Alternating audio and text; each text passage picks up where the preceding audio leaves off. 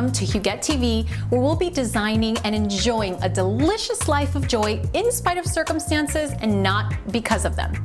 I'm Hugette Montesinos Rodriguez, founder of Dysfunction Magazine, happiness researcher, and your host of A Delicious Life. Now, in this video, we're going to talk about the power of your thoughts in having a successful life. Now, you have way more autonomy over your thoughts than you actually think.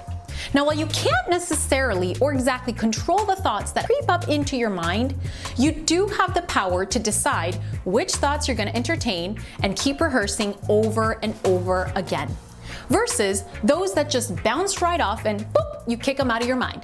Now, by filtering the things that stay or leave, we create the ambiance that becomes our reality and the basis of our overall perspective in life. Now, if you follow me on Instagram, you've probably heard me talk about the thought life quite a bit. I love to talk about the thought life. But much like with food, where you can choose this or you can choose that, you are also consciously putting something into your mouth. Your thoughts work the same way. They're also a choice of what you're using as nourishment for your mind, for your heart, and your overall perspective and well-being. So I want to encourage us today to really evaluate the things that we're not only entertaining and rehearsing mentally, but consciously and intentionally putting into our systems via what we're constantly consuming as well. Now, take a look at the books that you're reading, the TV that you're watching, the music that you're listening to, the friends that you're constantly spending and surrounding your time with. And, this is a big and, what social media accounts you're looking at and browsing through consistently. Now, keep in mind, not all quote-unquote inspiration is actually inspirational. Make sure that you understand yourself enough to decipher what's igniting a sense of encouragement and a feeling that I can too, versus what's actually making you feel completely deflated and feeling too far behind to even get started. That's a really huge distinction to be aware of, my friend. Now, ask yourself, are the things that I'm ingesting spiritually and mentally, are they actually fulfilling and encouraging me? Are they filling my tank consistently? Are they reminding me that I'm capable and walking me through the steps one by one? Are they propelling me to move forward and to move in the direction of where I want to go in life and the things that I actually want to do? Or, on the flip side, are they causing a disturbance within me? Are they causing jealousy or a sense of envy that I can't even recognize? Maybe it's stirring up something ugly inside that you don't particularly enjoy, nor does it bring you any kind of peace. Now, is it stirring comparison? Is it igniting the types of feelings that really leave you incapable of moving one step forward? Now, in my personal experience, there have been several times where I've spent way too much time on a social media account or some kind of website that I might aspire to.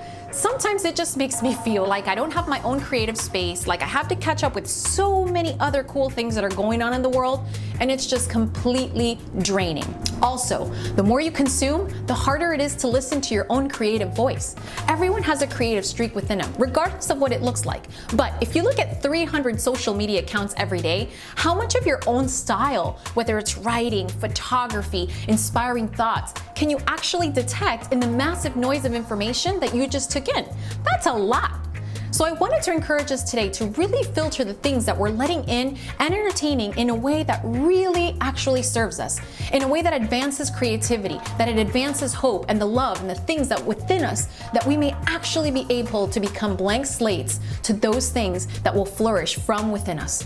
This applies to the love department, the purpose and calling department, the creative department, anything really, you name it, and this applies, your mental space. Now, something that I would suggest, which is actually a mantra that I apply to my life daily, is always create before you consume. So if you're going to look at something, if you're going to get involved with some kind or any kind of entertainment or even social media, always make sure that you create before you consume. Because your greatest ideas are actually going to come from that natural, unadulterated state of mind. They're going to come from a fresh place. So if you're able to just take that time and that space for yourself, especially while you're doing that tank-filling stuff, you're going to see a monumental change in what you end up thinking and perceiving your life and your future to be. Now, have you noticed how a lot of really great ideas come while you're in the shower or while you're out surfing or right before bed?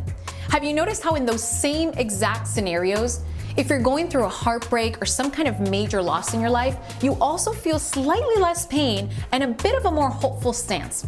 That's actually because those are relaxed, unpressured and free-flowing states of mind that let us tap into the spiritual big picture that often the black hole doesn't. So the kinds of things you end up living out and creating as a result of those healthy, clear, and expectant states of mind will bring about the most successful, the most impacting, profitable, and enjoyable experiences as well as projects. All right, beautiful. Well, if you like this video, subscribe to my channel, and it would be so amazing if you shared it with other friends that you love as well.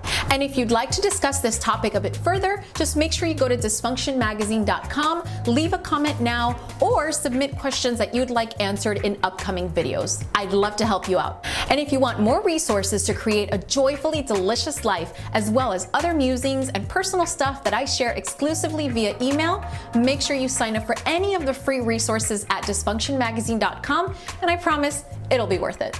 Now, thank you so much for watching, sweet friend, and I'll see you next time right here on Hugette TV. Mwah.